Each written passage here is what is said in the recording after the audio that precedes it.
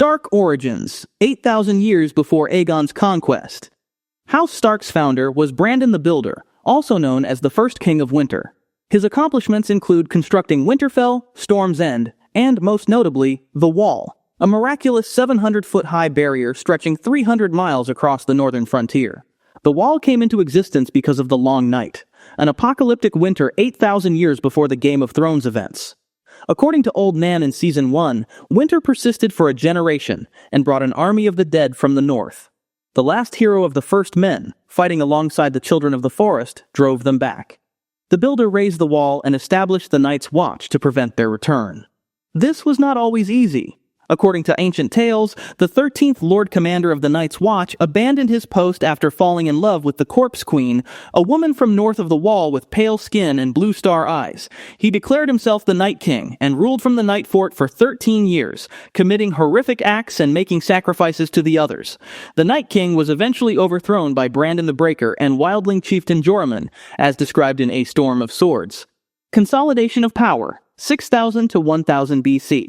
Over the course of 5,000 years, the Starks tightened their hold on the north through conquest and marriage. They fought the Barrow Kings, first men rulers of the Barrowlands, for approximately 200 years before the last Barrow King married his daughter to a Stark in submission.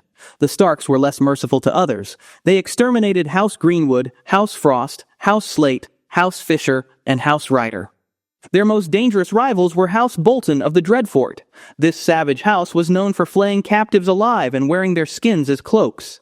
They fought House Stark for centuries before submitting approximately 1,000 years before conquest, swearing to abandon their practice of flaying, a promise they kept. Mostly, but we'll get to that later. Approximately 3,000 years before conquest, King Rickard Stark, known as the Laughing Wolf, defeated the last Marsh King in single combat at the edge of the Neck and married his daughter. House Reed became loyal vassals at Greywater Watch. This loyalty endures across millennia, appearing through Howland Reed's role at the Tower of Joy in Season 6, and through his children Meera and Jojen's service to Bran. Successive Stark kings, many whose names are lost, expanded their northern territory. These kings of winter were buried in Winterfell's crypts with stone direwolf effigies and iron swords across their laps. This was explained by Old Nan as keeping vengeful spirits at rest. The crypts appear throughout the series, in the pilot when Robert visits Lyanna's tomb, and as late as Season 8 during the Battle of Winterfell. The Andal invasion and the Shipwright, circa 6,000 to 4,000 years before Aegon's conquest. The Andal invasion occurred around 6,000 years after the first men settled Westeros.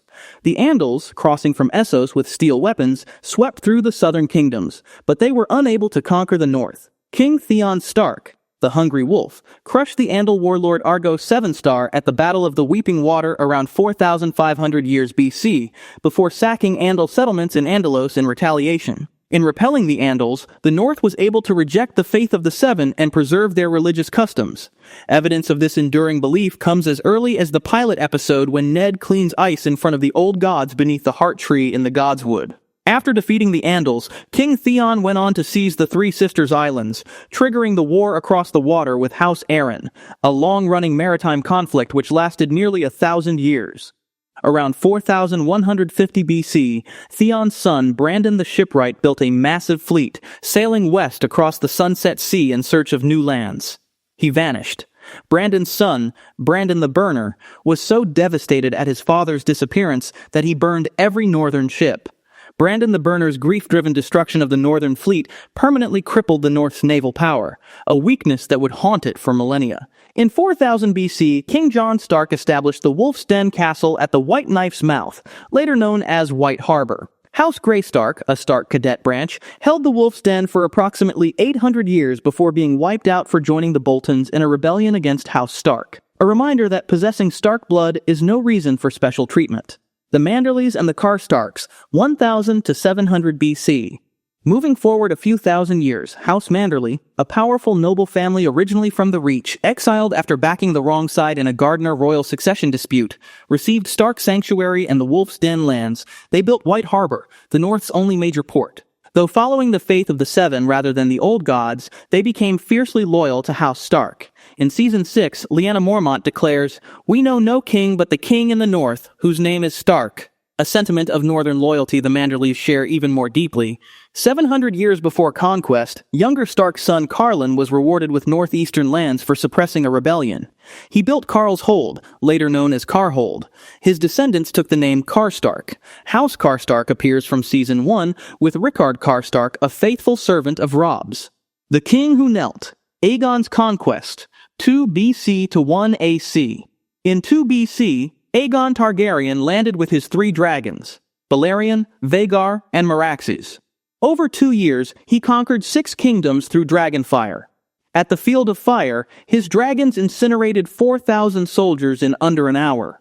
When reports of the devastation reached Winterfell, Torrhen Stark, the reigning king in the north, called his banners and marched south with 30,000 Northmen. By the time Torrhen reached the Trident, Aegon controlled most of Westeros.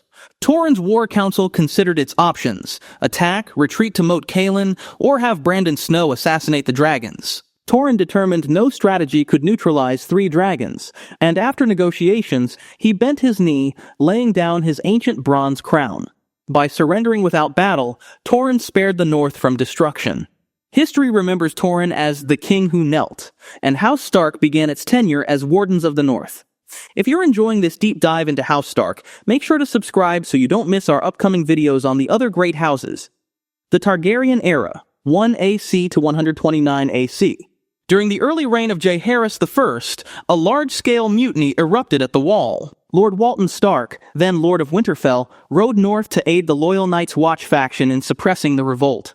During a pursuit beyond the Wall, Walton was killed. Accounts of his death vary, with some suggesting giants were responsible.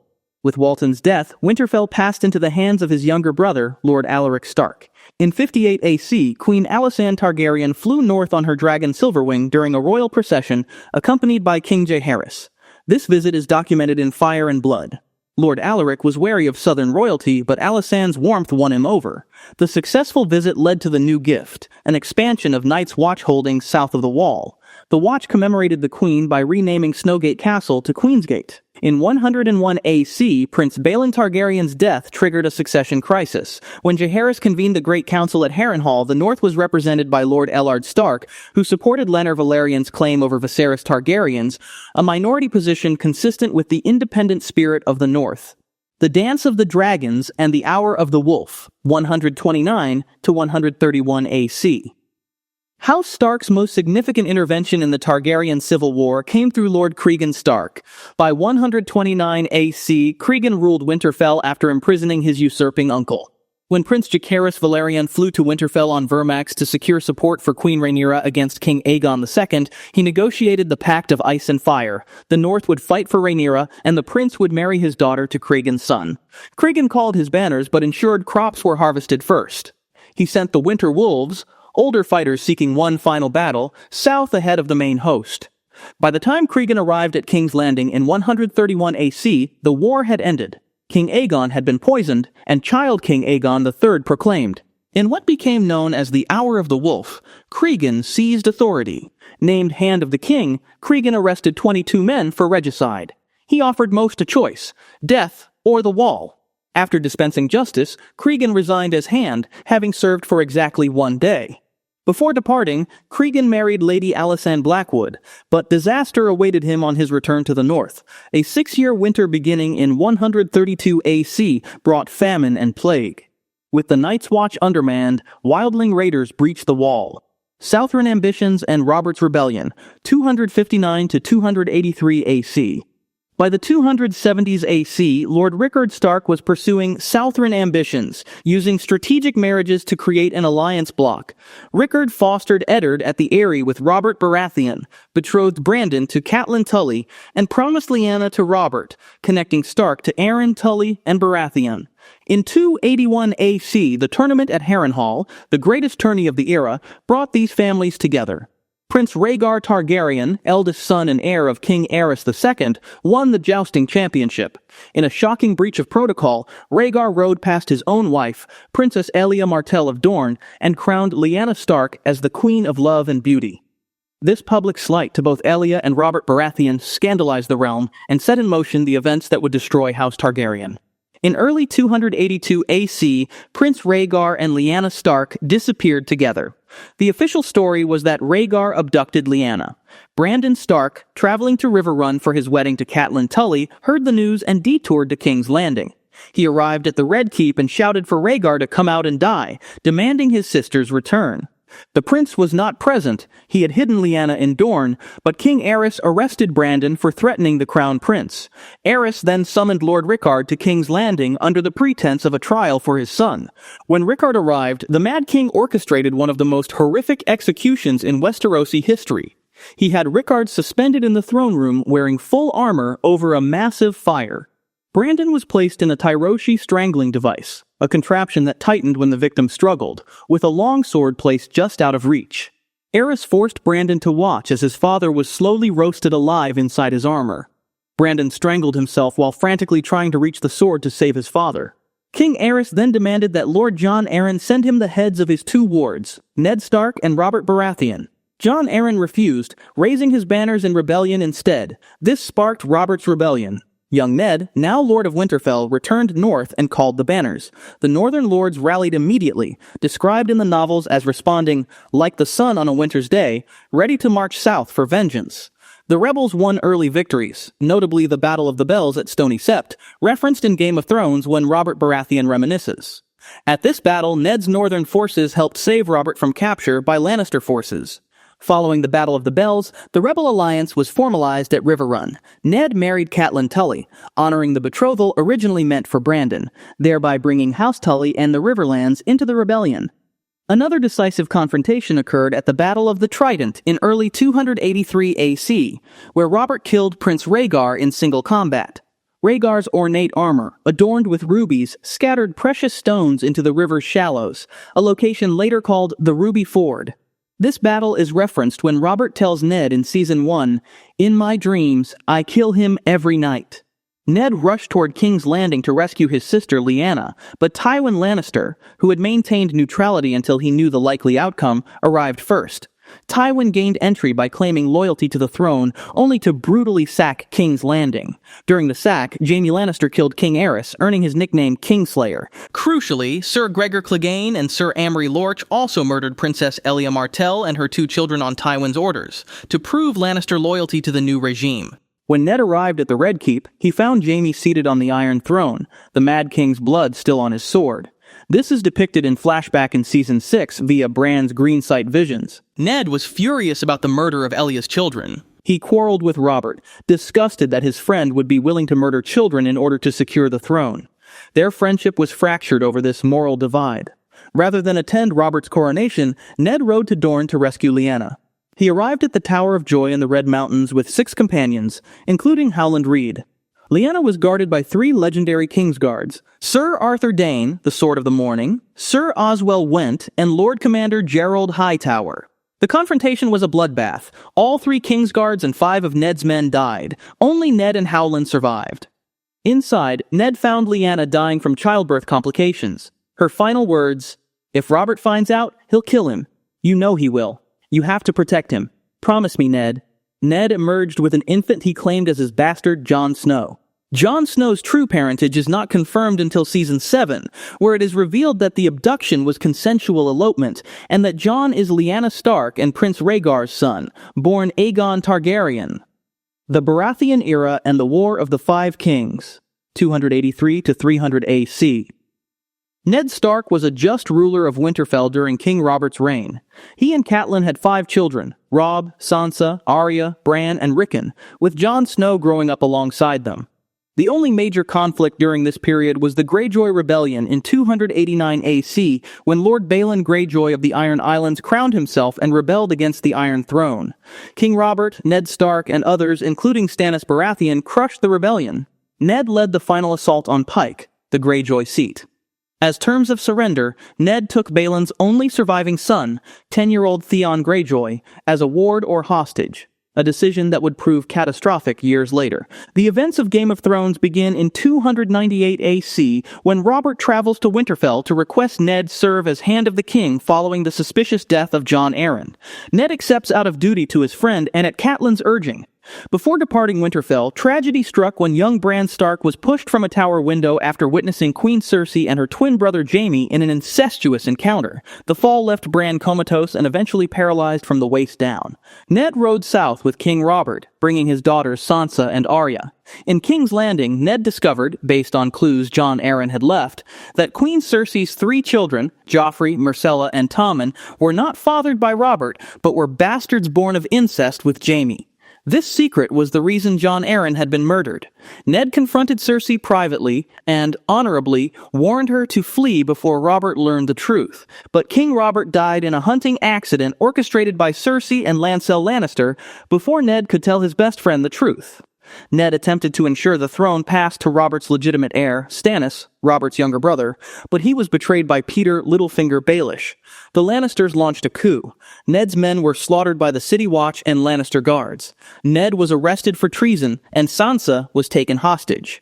When news of Ned's imprisonment reached Winterfell in 298 AC, Robb called the banners and marched south. The Northern Lords rallied, 15,000 men in a matter of weeks. Robb's forces won decisive early victories in the Riverlands, most notably the Battle of the Whispering Wood, where Robb's army ambushed and captured Sir Jaime Lannister himself. After another victory at the Battle of the Camps, the Stark-Tully forces broke the Lannister siege and liberated River Run. Meanwhile, in King's Landing, Sansa, under coercion and believing it would save her father, pleaded for Ned's life before King Joffrey. Cersei and others initially intended to show mercy by sending Ned to the wall in exchange for a false confession of treason. To save his daughters, Ned confessed falsely before the Sept of Baelor, publicly proclaiming Joffrey the rightful king. However, the young King Joffrey, cruel and impulsive, chose brutality over mercy. He ordered that Ned be executed for treason. Ned was beheaded with his own Valyrian steel greatsword Ice in front of the Sept of Baelor. Sansa was forced to watch her father's execution. And if you want to learn more about the legendary Valyrian weapons, check out our deep dive on the channel. Arya, in the crowd, witnessed Ned's execution before being pulled away by Yoren of the Night's Watch. The Honorable Eddard Stark, who had survived Robert's rebellion, the Greyjoy Rebellion, and decades of ruling the North, was gone. After the execution and Robb's continued military victories in late 298 AC, the Northern and Riverland lords gathered at River Run. Rejecting the claims of both King Joffrey, whom they deemed a bastard usurper and murderer, and the Baratheon brothers, Stannis and Renly, the assembled lords proclaimed Robb Stark the king in the north, reviving the ancient title dormant since Torrhen Stark bent the knee 298 years earlier. Led by Great Jon Umber, the lords shouted, "The king in the north," and declared independence from the Iron Throne. Even the Riverland lords swore loyalty to Robb as king of the Trident. Robb Stark became a crowned king by acclamation. His direwolf Grey Wind fought alongside him as he won every battle in the field, earning the nickname the Young Wolf, but political complications undermined his military success. In 299 AC, Lord Balon Greyjoy exploited the chaos by launching another rebellion, crowning himself king of the Iron Islands and attacking the North's undefended western coast. Robb had sent Theon Greyjoy to Pike to negotiate an alliance, but Balon rejected the overture, and Theon, desperate for his father's approval after years as a hostage, betrayed the Starks. Theon seized Winterfell with a small force of Ironborn in Season 2. Bran and Rickon Stark escaped with Osha, Hodor, and the Reed siblings. Robb's position grew increasingly precarious. He had promised to marry a daughter of Lord Walder Frey in exchange for crossing at the twins, a sacred oath, but he broke this oath shortly after. After being wounded in battle and believing his brothers dead, Robb sought comfort in and fell in love with Talisa Maegor, a healer from Volantis. Robb married her in secret, forsaking the Frey betrothal. Robb's chief bannermen, House Bolton and House Frey, conspired with Lord Tywin Lannister to betray him. Meanwhile, Theon's occupation of Winterfell ended when Roose Bolton's bastard son Ramsay Snow approached under false pretenses, sacked and burned the castle, and took Theon prisoner. The culmination of these betrayals occurred at the twins in mid-300 AC. Needing to repair relations with House Frey, Robb apologized to Lord Walder and agreed that his uncle Edmure Tully would marry Rosalind Frey instead. Robb, his pregnant wife, his mother Catelyn, and most of their northern and Riverland bannermen attended this wedding at the twins, hoping to reconcile and secure passage south. It was a trap. During the wedding feast, Lord Walder Frey and Roose Bolton violated one of Westeros' most sacred laws, considered inviolable even in war. In the infamous Red Wedding, the Freys massacred the Stark contingent. Musicians pulled weapons. Doors were barred. Talisa was stabbed, killing her and her unborn child. Robb was shot with crossbow bolts and finished off by Roose Bolton, who whispered, "The Lannisters send their regards." Catelyn also died. The Northern army was slaughtered in their tents outside by Frey and Bolton forces. The Freys mockingly sewed Grey Wind's direwolf head onto Robb's decapitated corpse and paraded it as a grotesque trophy. The Red Wedding destroyed the Stark-led Northern rebellion in one night. House Stark appeared extinguished. 2 heirs murdered, 2 believed dead, 2 girls hostages in the south. House Bolton, rewarded by King Joffrey, became the new Wardens of the North. The Stark family splintered, and for years the name Stark survived mostly as a rumor, a claim someone could exploit, or a memory people refused to let die. Sansa Stark stayed trapped in King's Landing, a valuable hostage. She learned fast when to flatter, when to lie. Her escape came through Peter Baelish, who smuggled her away and delivered her into the political whirlpool of the Vale.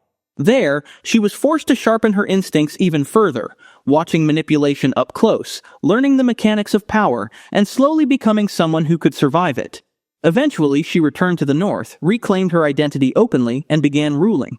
By the series' end, she rules the North outright, with Winterfell restored as the Stark seat and Northern independence secured. Arya Stark escaped the capital with Yoren and spent years moving through violent circumstances as a nameless child. Her path took her across the sea to Braavos, where she trained with the Faceless Men.